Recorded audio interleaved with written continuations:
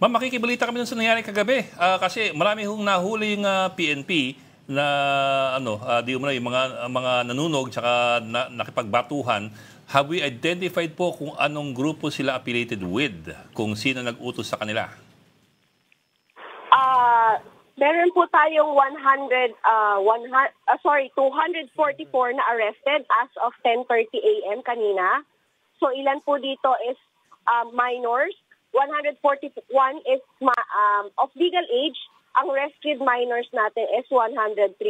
With regards po dun sa kanilang mga grupong kinakabilangan, hanggang ngayon po is nagagawa pa rin po ongoing pa rin po yung ating investigation sa kung sino po yung posibleng nag-inganyo sa kanila, anong grupo po yung posibleng nagsabi sa kanila na pumunta kayo doon, manira kayo, mambato kayo, mananakit kayo. So ito po is ongoing investigation natin regarding dito, pero meron na rin naman po kaming person of interest na tinitingnan na posibleng nag-influence sa kanila ng mag-conduct ng ala Nepal na mga activities. Could you give us, ma'am, an idea? I know you cannot give us names yet kasi ongoing investigation, but can you give us an idea of the nature of this person of interest? Is he somebody affiliated with a political party? Is he a politician? Is he a businessman? Kahit wala pang pangalan, kung pwede. Kahit ko na lang, major initials. Isa po siyang parang content creator, rapper siya, isa siyang rapper na tinitingnan nitong ating mga kabataan. Previously meron siyang mga post sa social media na nag-iinganyo po siya na mag-dress in all black, mag-mask ng black. Sabi nga po nila, ang parang paniniwala nila is no face, no case. So ito po yung tinitingnan natin na anggulo na posibleng nag-instigate dito sa ating mga kabataan na manggulo at manakit.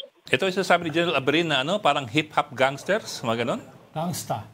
At yes po, parang mga rapper po ito, mga gangster, sabi nga po yung term ng ating mga millennials ngayon, mga gang-gang po. Pinakita sa mga video, may mga nagmamarch na sinisigaw Duterte.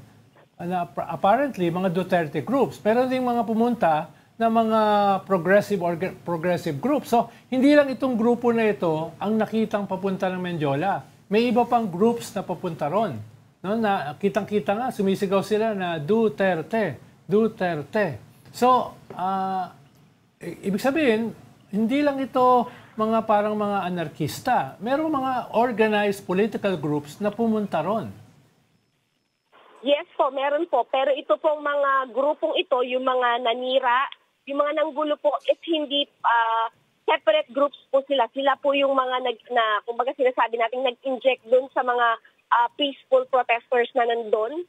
Kasi po karamihan po sa mga nandito is mga estudyante.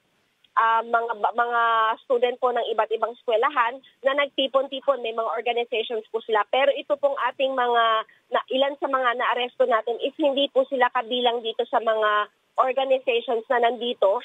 Iba po yung kanilang isinisigaw. Doon po sa isinisigaw ng mga nakuhanan sa video. So, halo-halo pong grupo yung nandito sa Mendiola. Kaya hindi po natin agad masabi kung sila po ba ay organized group or sila po ay mga dumayo lamang para lang po talaga manggulo. Major, hindi mukhang spontaneous siyang yung protestang yan eh. Unang-una, pare-pareho yung damit nila, nakaitim sila. Pangalawa, lahat sila nakamaskara, ayaw magtanggal ng mask. Tapos ang lalaki ng bato nila, hindi naman siguro nakuha yun sa kalye. Tapos meron pang medala ng flamethrower. Tapos meron pang ibang may mga kutsilyo. It looks like an organized, planned violence eh. In fact, yun na sinabi ni Secretary Remulla kahapon, ni John Vic Remulla, mukha daw organized niya. At saka, sino bang alam niyo na ba kung sino nagturo sa kanilang gumawa ng Molotov? It's not easy to make that, no? Although, medyo simple siya, but you have to be careful handling it, no? Alam na ba kung ano? At saka yan, no, may mga ganyan sila. Ang lalaki ng batong yun, they're not ordinary rocks na pinupulot lang sa kalye. Dala-dala nila yan dyan. So mukhang pinagbalakan talaga. And the fact na ang fa-file sa kanila is sedition, merong political element yan kung itutuloy nila yon. Yung charge na yon. So, yes, anong sabi niyo sa mga ganong ano? Based po sa aming ginawang pag-iimbestiga, gano'n na rin po sa aming social media monitoring, yun po kanilang pagsusuot ng all black at yung kanilang pagsusuot ng mask ay kasama po dun sa naging sinabi nung isang nang-inganyo sa kanila, yung kumbaga po nag-inganyo sa kanila na magsuot silang lahat ng black, magsuot sila ng mask para wala silang pagkakakilanlan. So itong taong ito po ay tinitingnan natin kung meron po siyang nagba-back up sa kanya at siya lamang ang ginamit upang impluwensyahan itong ating mga kabataan na nagpunta po dito sa Menjola.